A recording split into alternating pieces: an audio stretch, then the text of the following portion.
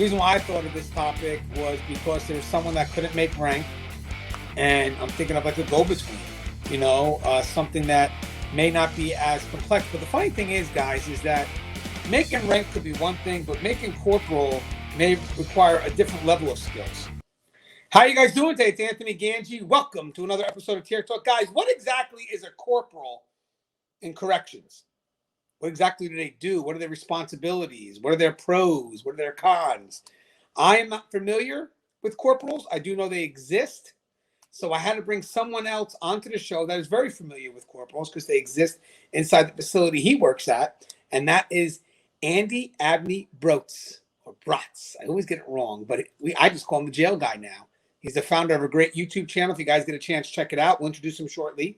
But it's going to be a great topic. This has been requested. People want to know exactly what a corporal is. So I thought this would be a great topic. Have Andy on who can kind of discuss exactly what a corporal is from his experience of working with them, or maybe possibly being one. We'll figure it out. Now, guys, I want to make sure I announce my 3 sponsors. We have American Military University. If you guys get a chance, if you're looking to get that higher level of education, bring some experience into the classroom, American Military University is a great way to go. They have been supporting Tier Talk since day one, and also they support the profession. They support what we do. We also have Guardian RFID, from inmate tracking and cell checks to cloud-based business and artificial intelligence. Guardian RFID digitally transforms jails, prisons, and juvenile detention facilities of every size. Visit guardianrfid.com for more information. And we also have the WRAP, W-R-A-P. Controlling combative subjects quickly in an upright position so they can breathe has never been more important.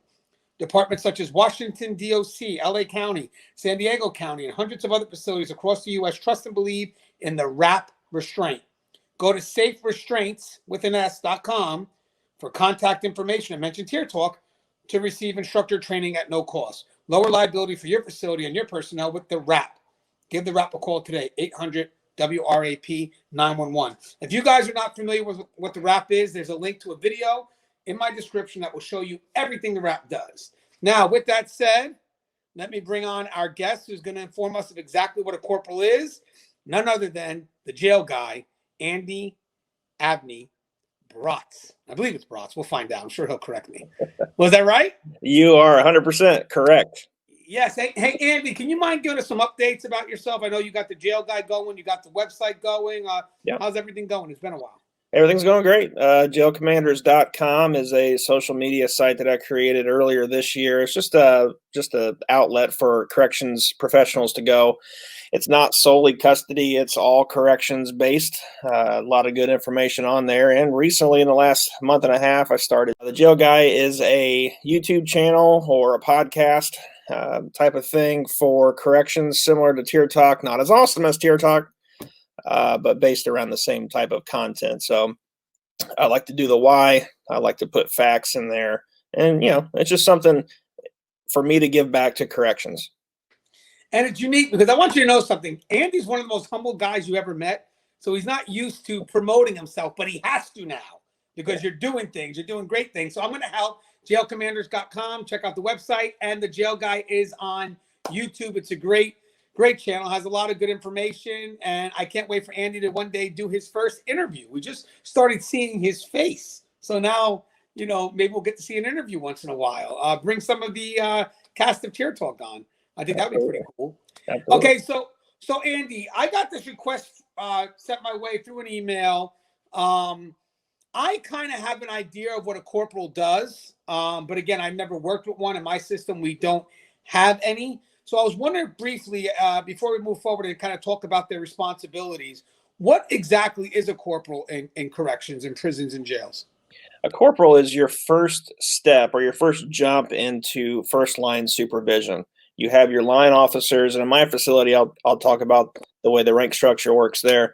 It's correctional officer, jail deputy, which is a sworn deputized officer, and then a corporal is right above a jail deputy, but it's the first line of supervision. That's where I started my supervision reign, I guess, if you will. I'm starting off as a corporal many, many years ago, it seems like now.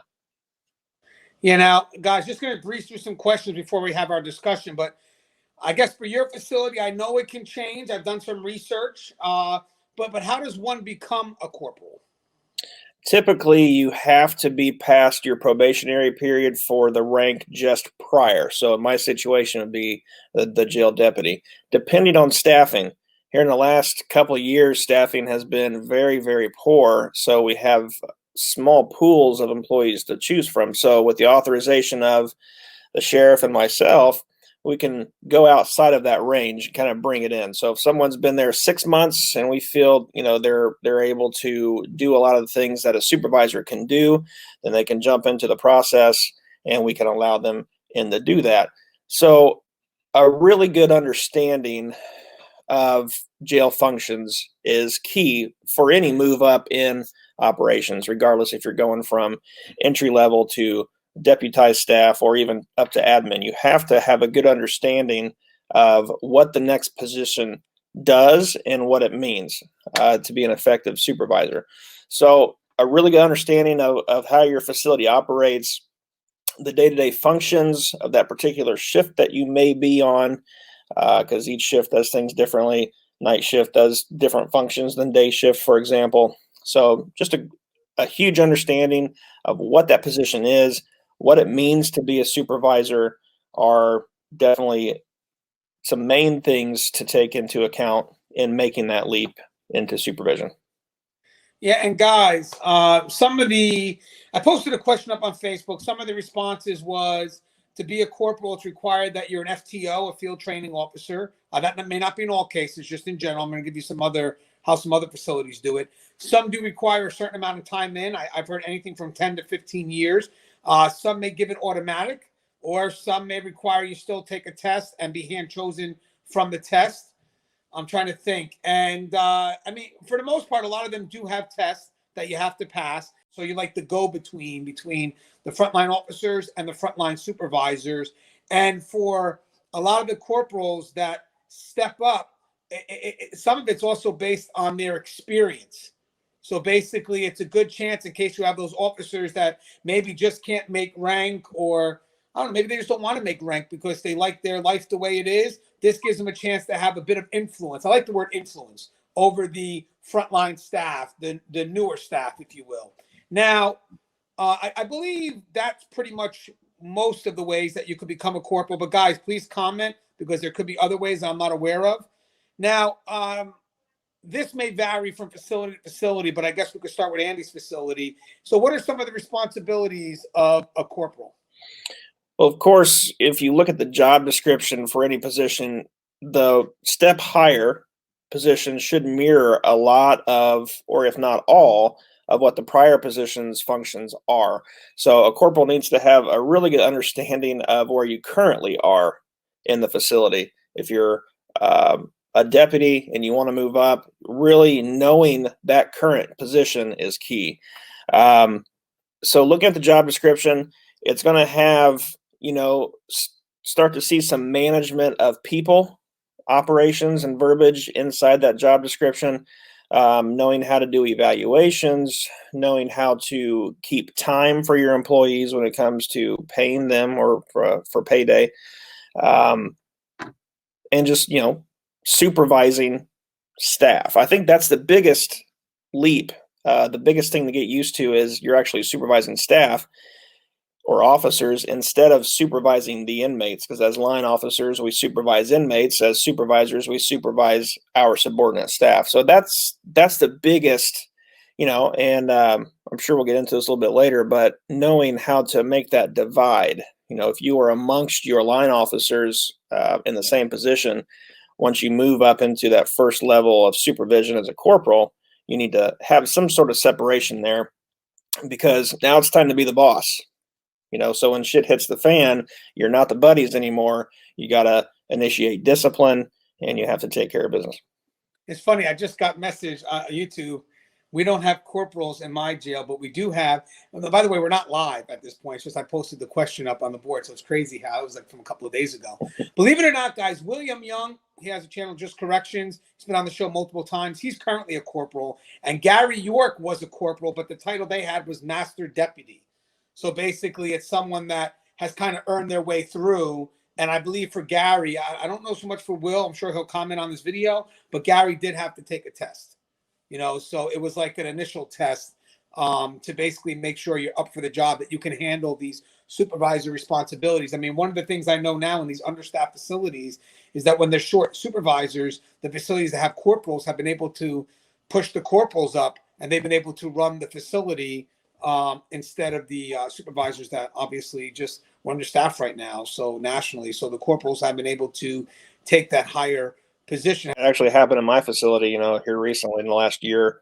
We had, of course, everywhere's feeling the same pain, but we had some mass exodus of staff members leave when you started getting to the thick of the whole pandemic. So we had to create something to put people in those supervisory roles. So, you talked about one of the ways was appointment. We went away from our promotional process, which is a written test and interview, and then a selection by the sheriff, to an appointment. Now, it was a very calculated appointment, in my opinion. There were some successes, some things we could do better next time, but we had people that had prior experience in either supervision and corrections or military or things of that nature. So that helped us make our decisions, but it was very calculated because we strayed away from our norm process, and we had to make a decision. So yes, that was kind of a stressful time as the administrator, because that was the first time for us doing that. So it's kind of stressful. I was just reading the message just now. They don't have corporals at this other facility, but what they do have are officers they call leads. So these officers, they don't get paid extra, but they take more responsibility. Do some corporals make extra? I know some facilities they may not, but what about the facilities that you're aware of? Do corporals make a little bit more money?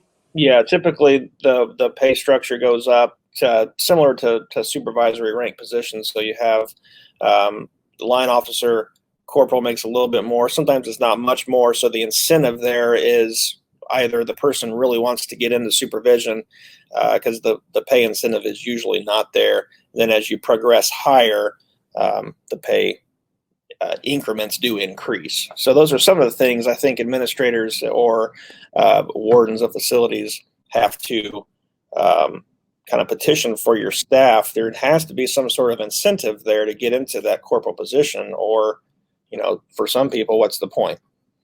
Yeah, I do like the having being a corporal and being in a position of influence. Don't get me wrong. I believe in 360 leadership. I believe we have the power to influence no matter what level we're at. But there are some people that just can't make that supervisory rank, and they try, they just can't get it. And this is kind of like, if they're willing to, you have experience, maybe we could try this route to still give you that chance to have that opportunity to make that positive influence. Even though I don't think you always need the position to do that. Some people believe that sometimes the position does create a greater opportunity to have that influence. So I think corporal is a great position to do that. One of the things I also like is, I do like, to be honest with you, I like the background as a field training officer. I really do, especially if it's a field training officer that's up with the knowledge that's needed to kind of keep where the department's headed. I know a lot of facilities are going through a culture shock. A lot of things are changing, and we really do need good people on the floor to keep the message that we need to get out there, to keep that momentum going with that message. I think corporals are a good go-between for that, because then that we have is, you have the frontline supervisor. They'll take care of these responsibilities, which is like, dealing with daily operations, stuff like that. If discipline's needed, discipline. But I think corporals could also be used to kind of like that middle, where they can motivate and inspire. And if there's a message that needs to be carried out, they're able to help that message kind of maintain its value along the way. So, I would like to see corporals where I'm at, because I find them to be a good voice for the middle, which means that if there's a concerns, they can push the needs of the front line, and then they also can deal with the wants from above. So I think it's a great translator. It does. And if you have a good corporal or a good lead or a good master deputy, that could help with a lot of the weight that's got to be pushed around by the supervisor right above that. So if you have a good corporal, I'm sure that they can handle a lot of stuff before it even gets to the frontline supervisor. Therefore, the frontline supervisor may be able to kind of worry about what they have to do, whether it's the scheduling at that time, or maybe doing their rounds, or dealing with discipline, whatever the case may be. And that kind of brings us up to the pros and cons of having a corporal. So let's start with some of the pros. Did what I mentioned about alleviating some of the weight of the front line, does that tend to be true? Oh yeah, that's definitely true. And just my experience with being a corporal, when the front staff are dealing with an irate inmate, for example, and you have a lot of new boots on the floor that are dealing with the inmates that you've been dealing with for 5 or 6 years, and you come on scene, the inmates are thinking, okay, here's Gangi. We know how he rolls. We respect that. So definitely working amongst your line officers as a corporal is a must, because you have their back, and you can still be a supervisor and have your staff's back for sure. A working supervisor is excellent. But also it is a great liaison for upper management. Sometimes you have a corporal and you have a sergeant per shift. That's how our facility operates. But it's a good middleman, from that sergeant to relay that information to the lieutenant and up to the captain and so on and so forth. That corporal is a good buffer. And if you have an experienced officer who then becomes that corporal, the information coming back down the pipe can be translated a little differently from the corporal to the line officers. As admin, sometimes I forget that some of the things I say, I want things done A, B, C, D, and I want them done now. Some people don't operate that way these days. So the corporal is a good middle land to put information in so they can decipher that down to their troops. What about also, I know in some facilities it may require only a few years in a test. I think corporals are a good chance to see if someone could be a leader, to see if they have that respect of their peers before they cross into that official frontline position. Would you think that corporals are a good chance to kind of see if people could, one, step up, and also see if they're accepted in that position? Oh yeah, because there's a lot of, I'd say probably 80% of line staff, just in general, not saying in my facility or anywhere, but just in general, have fantastic ideas. They have fantastic solutions to problems.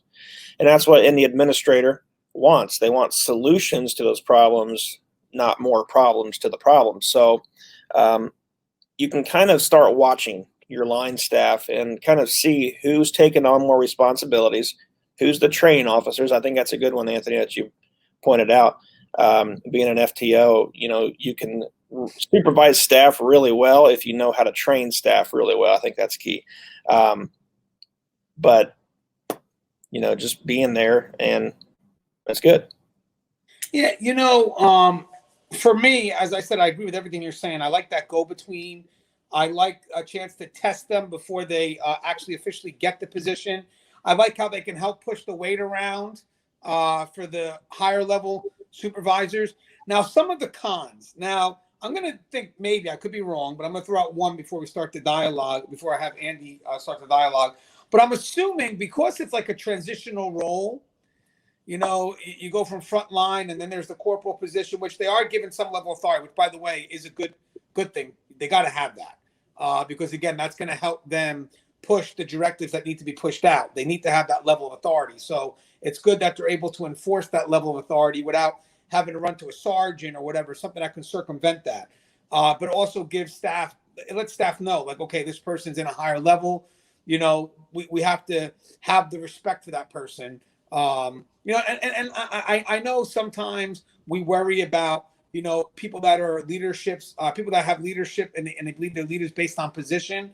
I don't mean that. I mean that you need someone to be given that level of authority so staff is comfortable with taking those directives at first, because the position gives us the right to lead at first, but eventually, we move from rights to responsibility of what the people want, the permission to lead. But at first, the position does help us. So with that said, the other thing I have is, because they're that go-between, I mean, do you find that they have trouble separating themselves from being frontline and being a supervisor? Yeah, and I just had this conversation today in a meeting, but the main con that I see is that separation. So when you have your line staff that are unhappy, a great corporal can either, a great corporal can mitigate those angry staff members. But if they're not careful, they could really stir the pot and make things worse. I have found that sometimes I caught myself as a supervisor kind of agreeing with their negativity, and you have to really have some self-restraint and remind yourself that you're in a position of leadership now. You have to put out that fire as opposed to stoking it. So that's the main con that I've seen as that first step into corporal is, squash all the negativity, or you can make it a shit ton worse. Right. And let me ask another question. Do you always have a positive relationship between the frontline supervisor and the corporal, or could there be conflicts sometimes? There could be conflicts, and I have seen conflicts, depending on how motivated is that sergeant. Is the sergeant going to laze around and do nothing now that he has a solid corporal underneath of him? So that creates some conflict between the corporal and the sergeant. Now, a great cohesive team, and you kind of see a shift with line staff requesting to go to particular shifts. That's twofold. It could be, hey, they're a bunch of jokesters and I want to go have fun, or they're great leaders. I want to make this my profession, so I want to kind of migrate to their shift. And that's when you know that you've got a good combination of supervisors working together. The shift is happy. People want to go there. So then you want to try to have your other supervisors model that behavior to make everyone consistent across the board. Right. And guys, I know this was a quick dialogue, but just to give you an idea of what they are. For me, I think they're a great tool to carry a good message. Again, as long as you have the right person in that position that believes in the vision that has to be carried out. Because again, guys, we have to have vision. If we don't have vision, we don't have direction. We don't have incentive. So I'm hoping that whatever the mission is or the vision of the agency, I'm hoping that you're able to put people in play that are able to carry that vision. The last thing I want is to put a corporal in a position that, like Andy says, negates everything that we're trying to do and winds up becoming more of an obstacle. I would actually consider corporals being more of a resource, as long as they're not misused. Andy kind of touched on it a little bit where, you're being that corporal. If there's not a defined line between that corporal's responsibilities and the supervisor's responsibilities, there could be a chance that the supervisor does nothing all day and the corporal just kind of takes control. So obviously, Andy, there's got to be that fine line, right? Like, what would you say are the main differences between a corporal and a frontline supervisor? Something that basically the frontline supervisor cannot have the corporal do. There's some information that's not privy to that corporal position. A lot of administrative things come and stops at the sergeant level. Now, a lot of that has to go through to ensure the shift runs well, but I think that's a big difference, is some information that comes down from the top is a need to know type of thing, whether it's medically related with one of your staff members or an FMLA type of situation to where the corporal might not need to know that. That's kind of a touchy situation, because then that might lead the corporal to believe, well, they don't trust me with information. Well, per policy or per the information policy, it might be the way it is. So that's a big difference. And, just really working amongst your staff members, sometimes that's difficult to do as a corporal position or like that first line supervisor. Yeah, again, guys, corporals were put in place to alleviate some of the weight, not to pick up the whole burden. Right. You know what I mean? So you don't want to have supervisors that are misusing them, because I believe that corporals are great to create an influence. And I believe that if we kind of just push all the frontline supervisors' work onto that corporal, we lose out on other things that the corporal could be able to do, which is include motivate and inspire, because that's what field training officers did for me. And I'm kind of putting corporals into that same position only because of that connection to that front line. I figure for me, when you're that close to the front line, you're meant to make an impact. You're that close that you're walking alongside them.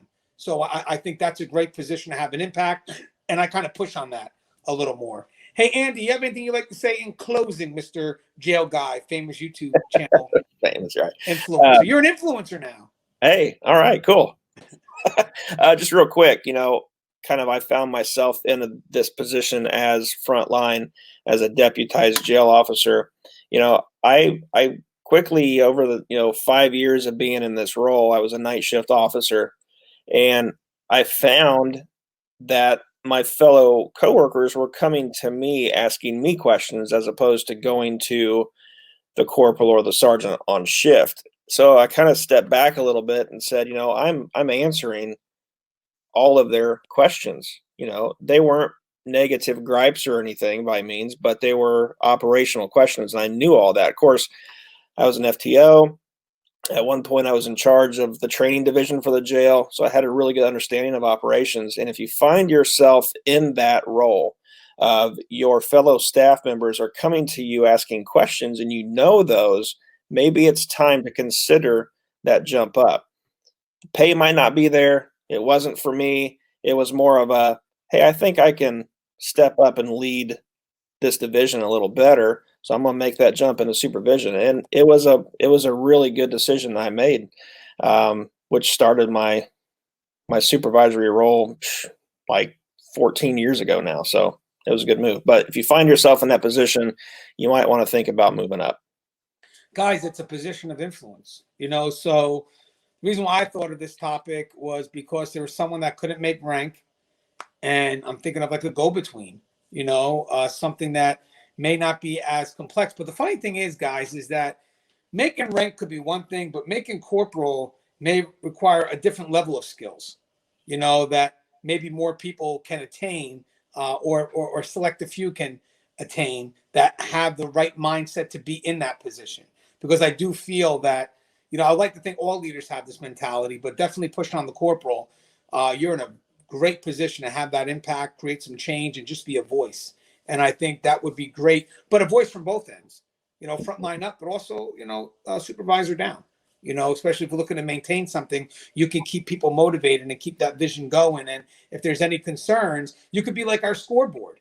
You don't know where you're at in a game until you're able to look at the scoreboard. So I could see the corporals as a bit of a scoreboard, letting us know if we're winning or we're losing. If we're winning, keep the momentum. If we're losing, we got to readjust. So I think corporals will be a good position to do that. Again, because of their ability to be next to the people, walking with them, and just that impact that they can create. So that's my opinion. As always, guys, the show is Kid. If you haven't, please subscribe, interact, engage, comment, hit that bell. Bell's going to notify you every time I post a video. Stay safe.